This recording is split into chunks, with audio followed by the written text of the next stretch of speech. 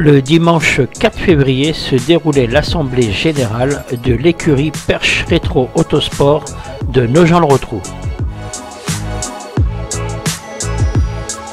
Après un bilan moral et financier, un nouveau président a donc été élu et c'est Jackie Duhec qui a donc repris la présidence du club.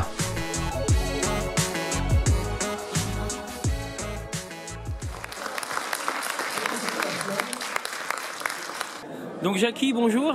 Bonjour. Donc tu es le nouveau président de l'EPRAS.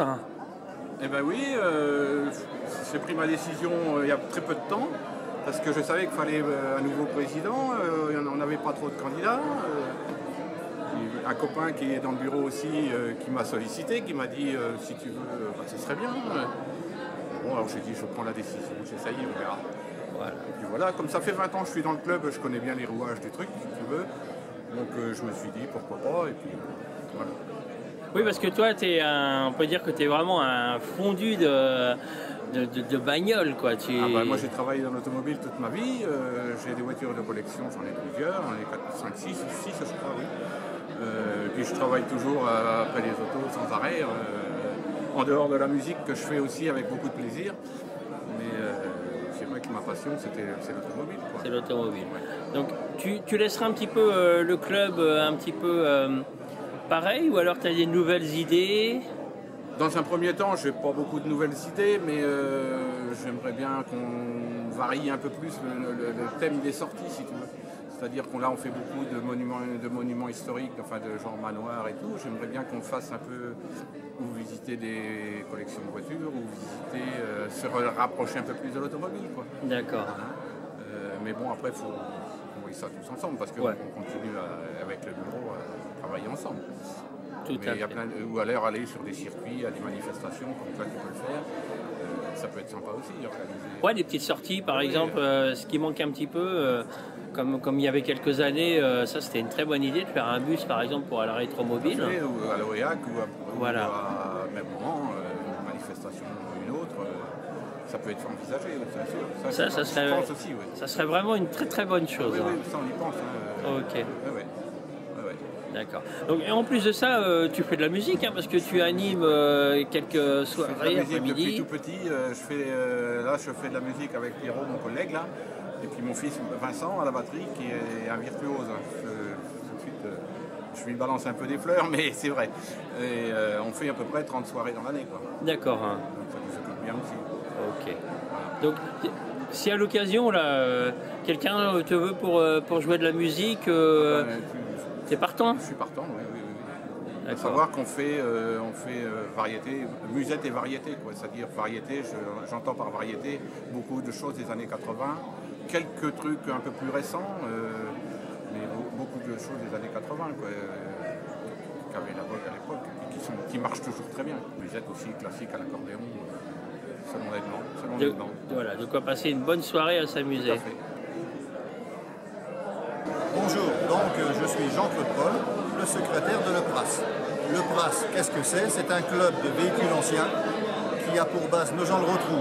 Il fut créé en 1981 et à cette époque, c'était une écurie de course qui s'appelait l'écurie Perche Autosport. Dans les années 84, lorsqu'il y a eu à l'époque des directives, disons, qui étaient embêtantes pour les clubs, pour les courses sur route, le club s'est transformé en rétro, donc voiture de collection, tout en ayant gardé une petite marge à côté, et certains faisaient encore de la compétition, mais dans d'autres sections et dans d'autres clubs. Petit à petit, donc, étant rétro, nous organisons chaque année, bien entendu, 8 à 9 sorties mensuelles, c'est-à-dire à partir du mois d'avril jusqu'au mois d'octobre. Nous invitons des gens qui sont aussi bien au club qu'en extérieur. En général, comme nous sommes un club de voitures anciennes, nous recevons et nous avons particulièrement que des voitures anciennes de plus de 30 ans, parfois 27 ou 28, mais nous ne refusons pas les voitures d'exception dans le genre, par exemple, une Ferrari, sachant par exemple qu'une Ferrari F40, on a l'impression que c'est une voiture récente, alors qu'elle est quand même déjà de 1972. Mais vous avez des gens qui peuvent avoir une Corvette de 2013. Donc ce véhicule, c'est un véhicule pour nous des sections et de course, et nos statuts prévoient voiture ancienne et de sport. Donc ces gens-là peuvent sortir avec nous. Le club actuellement, là, avant cette assemblée générale, avait 75 membres. Nous avons même jusqu'à 110, 120 membres. Et actuellement, nous avons déjà 10 nouvelles rentrées, avec des voitures anciennes de 30 ans, dans le genre Triumph TR5, 4 chevaux, Mini Austin, vous voyez, donc des voitures intéressantes. Et donc, comme on précise toujours aux membres, ils n'ont aucune obligation de faire toutes les sorties, ils font les sorties qu'ils peuvent. Et lorsque ça faut dans les journaux, quand on met un article, quelqu'un qui voudrait sortir une fois avec nous sans faire partie du club, il n'y a pas de problème. La cotisation est un peu plus chère, la seule chose que l'on vérifie, c'est que la personne soit bien assurée, permis de conduire, et pour ne pas avoir de soucis. Donc maintenant, nous venons de changer de président. Donc, nous avons M. Jackie Duette qui va prendre la tête du bureau. Et avec lui qui nous prépare déjà des sorties fléchémétrées, je pense qu'on va avoir de belles sorties cette année. Ok, impeccable. Donc on peut dire aussi qu'il n'y a pas besoin forcément d'avoir une voiture pour faire partie du club. À partir du moment qu'on est passionné seulement, on peut rejoindre le club. Voilà, il y a des gens qui arrivent et qui n'ont pas de voiture. Alors soit ils montent avec une voiture ancienne, ils montent avec un, soit ils restent derrière la voiture balai. Voilà. Parce que, bon, par contre, nous avons des fois des membres, même nos membres qui sont malades ou accidentés ou des personnes âgées avec des voitures anciennes et qui ont du mal à se déplacer, eh ben, soit ils font la même chose, ils restent derrière la voiture balai ou alors, bon, ils se mettent l'avant-dernier, devant la voiture balai, mais c'est pas un problème. D'accord. Donc des petites sorties prévues bientôt là dans le Perche. Les prochaines sorties, donc la prochaine sortie c'est le 8 avril. 8 avril donc c'est une sortie, ce qu'on appelle la sortie de printemps. Donc nous allons nous atteler à trouver des lieux à visiter.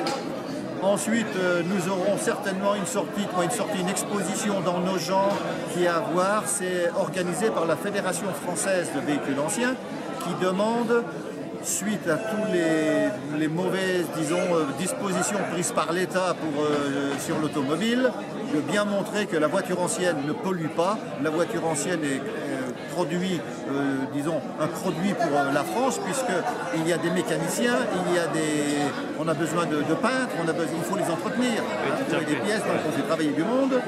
Ensuite, nous aurons le 26 et 27 mai le 13e tour du Perche historique.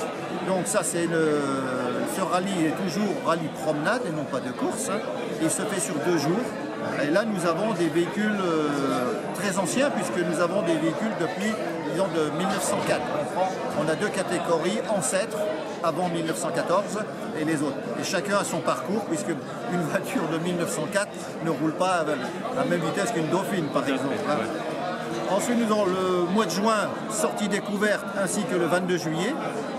Donc ce sont des sorties que nous faisons déjà en pique-nique, avec des maîtres fléchés, qu'on appelle ça.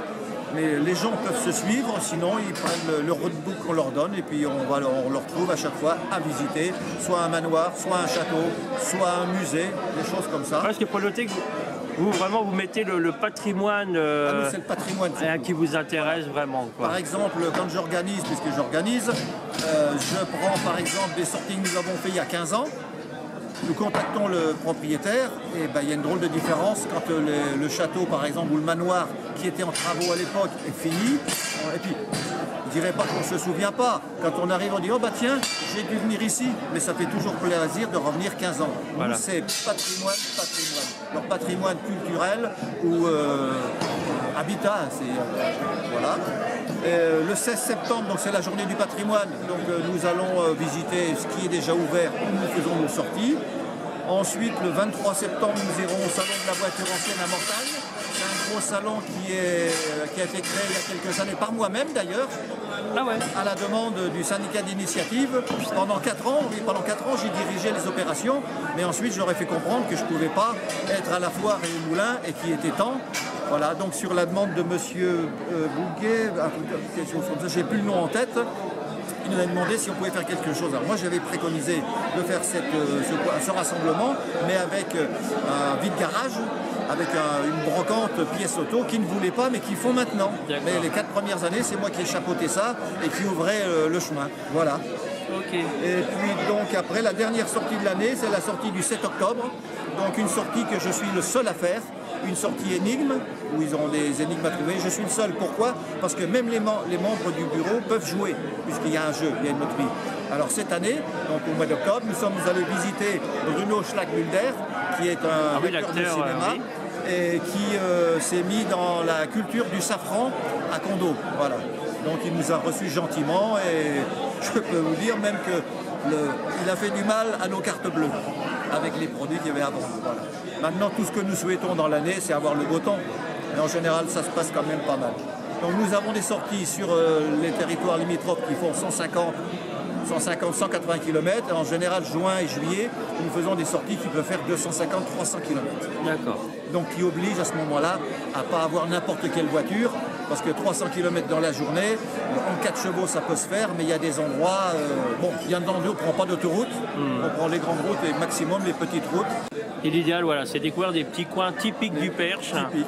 De prendre son temps et de voilà, découvrir tout ça. J'essaie, quand je circule, de repasser par des endroits qu'on ne connaît pas, prendre des tout petits chemins, toutes les routes autour de Coudreceau, Nogent ou autres.